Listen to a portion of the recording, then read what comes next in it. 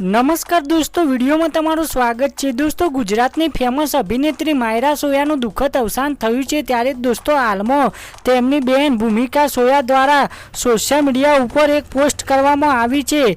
दोस्तों, જેમાં લખવામાં આવ્યું છે કે તારીખ 19/9/2024 વાર ગુરુવાર સવારે 10 થી 10:30 વાગ્યા સુધી ગમે ત્યારે આવી જવું। મારી બેનને ન્યાય આપવા માટે રેલી કાઢી છે, તો વિનંતી છે તમારે બધાએ આવવું।